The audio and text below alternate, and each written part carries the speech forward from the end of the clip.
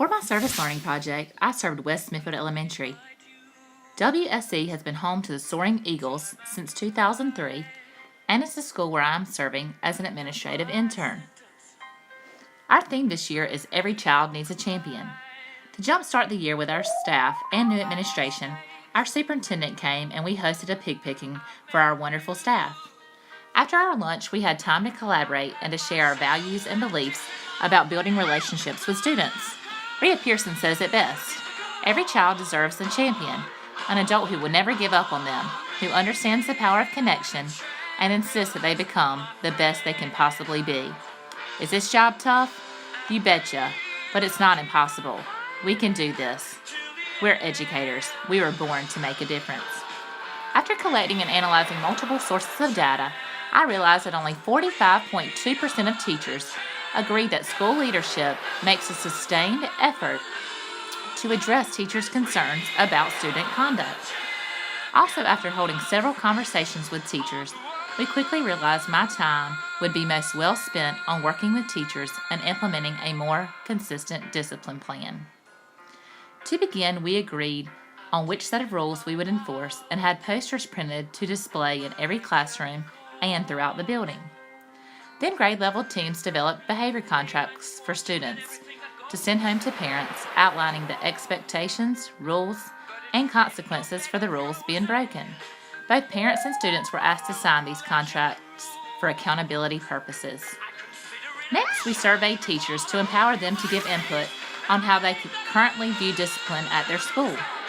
Many teachers wanted more school-wide incentives for students. I used their input to help guide my efforts throughout the project. Research is saying to make the best use of educators' time and emotional energy, it is best to set students up for success ahead of time instead of merely responding after the problem has occurred. Being proactive does take time out of one's schedule. However, when comparing the amount of time invested in proactive strategies to the amount of time and emotional energy expended to reactively respond to misbehavior, it is clear that the proactive approach can be more time and energy efficient. Next, we held a staff meeting and gave teachers ample amount of time to collaborate. We also shared a matrix chart to collaboratively define what should be considered a teacher-managed issue versus an administration issue. One teacher said, "This is so helpful. I never knew what should qualify as a write-up before." We also spent some time discussing the restorative approach to discipline. This philosophy sees relationships as central to learning. Next, teachers shared best practices using the restorative approach, such as ways to build stronger relationships with students, and reflection sheets they use in their classroom to help give ownership to the students when they misbehave. We also discussed the importance of communicating with parents.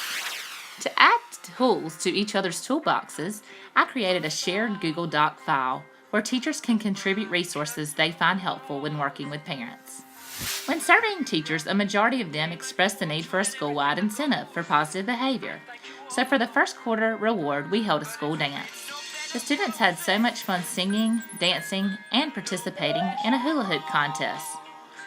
One student said, "This was so much fun." For the students who could not attend, we viewed this as a target opportunity for them to participate in the reflection process. For the second 9 weeks, students who are unable to attend the dance, we are planning to role-play scenarios. We believe that students should actively think through realistic disciplinary situations and consider different ways to handle them. We've also just begun a positive office referral incentive. Staff members are simply supposed to catch students being good and place their name in their grade level's bucket. On Fridays, we will call 5 students per grade level over the intercom to redeem their prize. However, all students' names that are collected will be posted on our brag board. At WSE, we believe, like Rita Pearson, that every child needs a champion because no significant learning can occur without a significant relationship.